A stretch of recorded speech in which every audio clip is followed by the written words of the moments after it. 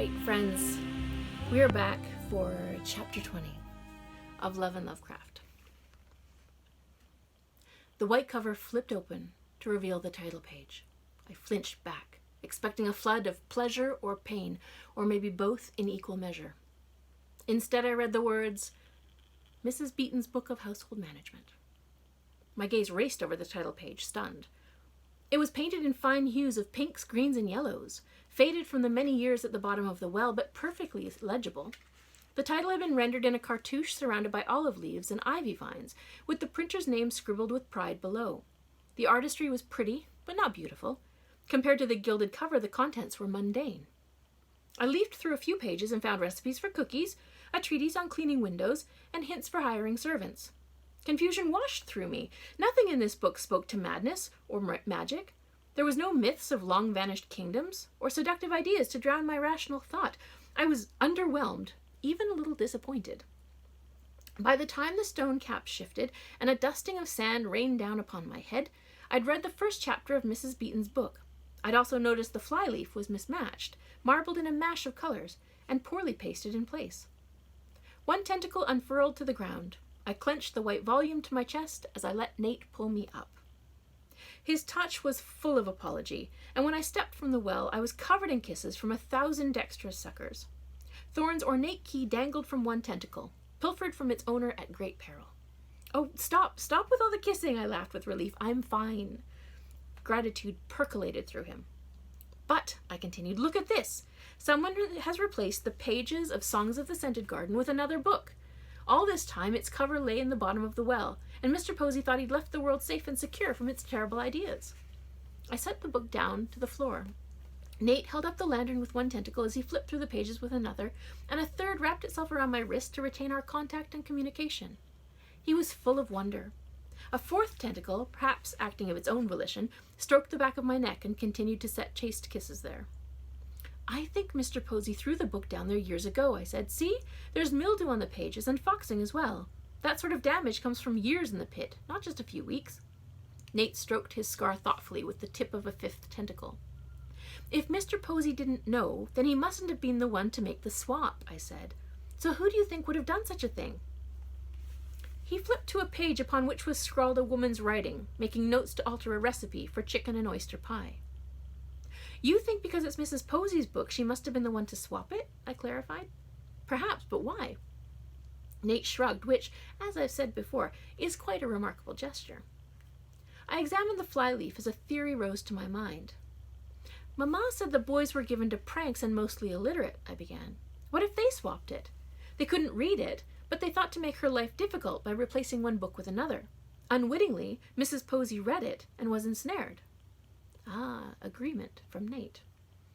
"I suppose whether it was Mrs. Posey or the boys, it doesn't matter," I said as I flipped the book closed.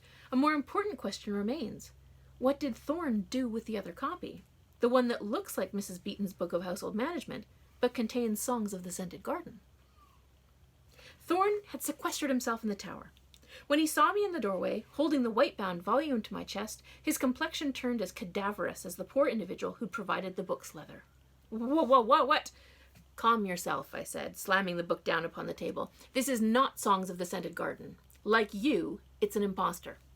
I flipped open the cover to reveal Mrs. Beeton's watercolor title page. The guts of the book had been swapped. He gasped and gasped like a dying fish. His alarm was most satisfying. How did you fetch it?" "I've been down the well and up again," I replied, and handed him back his ornate key. His eyes boggled. "Impossible!" But he could not tear his gaze from the white book. "To resist their temptation and be unchanged, it can't be." They called out to me, but I've had a lifetime of exposure to Posey's library. It took a great force of will, but I'm none the worse for it. Thank you for asking. I crossed my arms. "So what's become of the book with Mrs. Beeton's cover? Is it somewhere else in the house?" He traced his finger over the white leather, stunned. "Thorn," I snapped, "where is it?" I... One tentacle whipped across the room and slapped him across the forehead. That knocked the sense back into him. "God damn it," he shouted, clapping one hand over his brow as he looked to me. "I sent it away." "You did what?" His long face crinkled in a mask of concern. "I sent it away, Miss Lovecraft. I'm still in correspondence with the elder Mrs. Blackwood in Cascadia, and I thought she might find it to be a quaint souvenir of the old country. Those goggled eyes flashed between the book and me, and they were bright with horror as he made a dreadful realization. Mercy, I have sent Minerva a terrible gift. One which she has obviously not received, I replied evenly. Good sense tells us that the package must have been intercepted before leaving Dunham County. He slumped against the wall. Thank God for that. Well, now we know how the book escaped your watch, I replied, but we still don't know who's read it.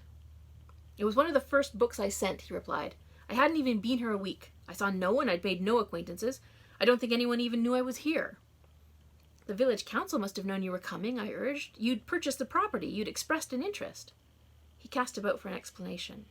The mayor, perhaps? No, Mr. Chowder and I conducted all business by letter, and I had not yet met him. I was sure to be coy in giving the council a firm date for my arrival.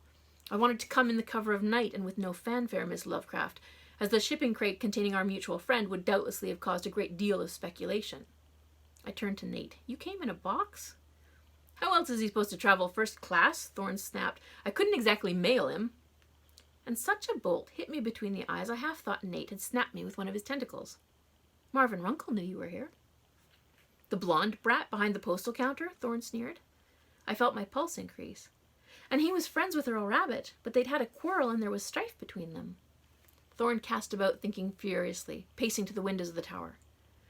Mrs. Runkle knows all the gossip of the town, I began. If she'd heard of anyone acting strangely, she would know. But she might have missed the same eccentricities in her own grandson. Marvin comes and goes as he pleases. He has no need to be anywhere in particular, no job or school, nor anyone to miss him. His only family is Mrs. Runkle, and she's too befuddled to follow his schedule. Marvin could easily spend days wandering Dreadmore Heath, or sneaking out in the middle of the night to steal Earl Rabbit from his bed, and neither George nor Teddy would have had reason to fear him. I'd seen the boy only rarely since these events began, always keeping to himself. Yes, Mr. Thorne, I believe he may be the eidolon of the old gods, our mysterious murderer, who has destroyed Earl in body and George in mind. And as for Teddy... Teddy, said Thorne, staring out the window, eyes wide. Well, we do not yet know what's happened to Teddy, I said. He could be deposited in any feature of the landscape, bridge or stone or even deep in the soil. But he turned to me and shook his head. No, you fool, he hissed, teeth bared as he pointed northward. Teddy! I followed his finger to see a naked figure stumbling out of the wilderness, smeared with mud and sand. Thorne and I raced down the tower and across the lawn, and it was only when we drew close to Teddy that I realized our peril. His hair was wild and frizzled, his gait was stiff and unbalanced. A fringe of mushrooms grew from his shoulders and down his arms, as if he was already a rotten corpse, sprouting mold and giving nourishment back to the earth. But most arresting of all were the eyes. Oh, the eyes! Red and gold, flashing with an ungodly fire, and pointing in adjunct directions. Teddy had always been bandy-legged and rangy in height, with a round barrel of a belly, and this gave him a great amount of flesh upon which to impress those dangerous words. He had a full paragraph branded upon him. I'd almost read a sentence before Mr. Thorne clapped his hand over my face and yanked me away. I felt the emotions on Thorne's clammy skin, disdain, fear, a steely resolve to root out the source of Dunham's peril. His confidence was intoxicating. Don't look, Harry, he commanded. I heard a moan as unformed and shapeless as a bolus of cud, and I peeped out of one eye, taking care to avoid Teddy's chest and belly. The man's mouth and chin were a sticky smear of crimson. In his hand he brandished his tongue ripped out by the root. Teddy, I began, levering myself from Thorne's grip and taking his suit jacket. I crept towards the boy with face averted, much like Perseus advancing on Medusa. Teddy, I need you to put on Mr. Blackwood's coat. How unsettling it is to witness a beast make a human sound, but equally unsettling is it to hear a human make the sound of a beast. The howl Teddy let forth was the most brutish, most uncultivated ululation that could be created by an anthropoid's throat, and it sent shivers down my nerves to the tips of my toes. He bellowed like a bull, sniveled like a weasel. His eyes did not move together or blink in unison, but one pupil followed after the other a half-second later. Every element of his person was unnatural, and he moved in halting paces, as if his limbs were attached to wires cruelly jerked by an invisible puppeteer. We can't let you walk to town, Teddy, I said, although I doubted he understood me. Anyone who sets their sights upon you... A series of rushing vibrations came from above, circling the tower, as a cloud passed over us and cut off the light of the spring sun. I looked over my shoulder at Thorne. He'd fallen behind, his gaze trained skyward. Miss Lovecraft, he said in a reverent hush, you may wish to retreat. I turned and looked up. The sky was overcast with brown wings, all in motion.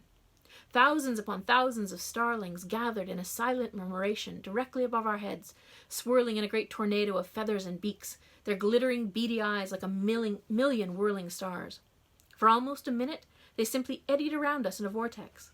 Then suddenly, spurred by some trigger which my feeble human senses could not detect, the flock plunged to earth in a whirl and slammed into Teddy's nude form with the mercy and moderation of a runaway steam train. The man's bullish lowing became a screech of agony. Thorn grabbed my arms and dragged me to safety as the swarm of ravenous birds, whipped into a squawking tidal wave, crashed over Teddy and tore the man to a million tiny shreds. We fled to the house, and Nate slammed the doors behind us, while outside a cacophony of squawks and chirping erupted in all directions. We three stared out the windows of the ballroom as thousands of birds turned the view into an impenetrable curtain of feathers, claws, beaks, and motion. Precisely half an hour later, the starlings suddenly dispersed. The screeching ceased. All that remained was sunshine and silence, and a drift of mangled scarlet pulp on the lawn. "Well," said Thorn in awe, "it seems I've misjudged the psychopomps. They may be on our side after all." Thank you very much for joining me for Chapter 20, and we'll see you later for Chapter 21. Thanks. Bye.